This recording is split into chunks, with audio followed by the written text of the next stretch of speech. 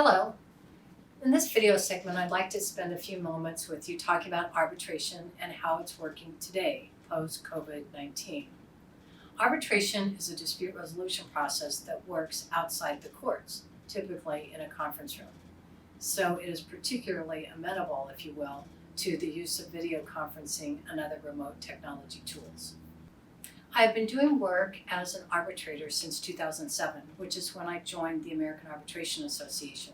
Currently, I am on the large, complex commercial case panel, the regular commercial case panel, the consumer panel, and the asbestos settlement trust panel. Approximately 50% of my neutral practice is devoted to work as an arbitrator, either as a solo arbitrator or as a member of a panel of 3. I've been appointed to close to 100 cases over the past 10 years, and of those, approximately half have gone through evidentiary hearing to award. In the current atmosphere of COVID-19, which resulted in the closure of many of our courts, arbitration has become a worthy alternative to litigation in the courts. This is due in part to the fact that it is not a process that is open to the public. It's also due to the fact that international arbitration has successfully used video conferencing and other remote technology tools for many, many years. It was thus just a baby step for domestic arbitration to take the lead and incorporate video conferencing into its procedures. In my arbitration matters, I've been using Zoom conferencing since March 2020, and I've not yet had a case where parties or their counsel were unable to connect and fully participate.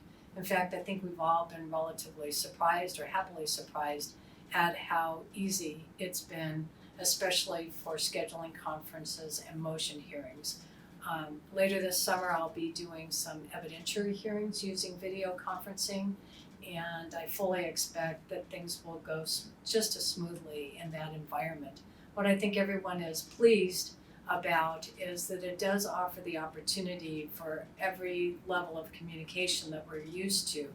The words, the tone, the body posture, facial expressions, gestures, it's all available in video conference without sitting in traffic or spending hours on an airplane. One of the frustration points for matters that are pending in the courts is that parties and their counsel are hesitant to commit time, money, and resources to discovery and preparation of their cases because they don't know when they're really going to have a trial date. That just is not the case in arbitration. Arbitration, through the use of video conferencing, can assure parties that their hearing date will be their hearing date, either fully or partially using video conferencing. Most especially in business disputes, delay in resolution can translate into lost opportunities for all parties at the table and their owners, lenders, and other stakeholders. So the bottom line of this message is that arbitration is open and available for business today, even with COVID-19 and the various shutdown orders, travel restrictions, etc. in place.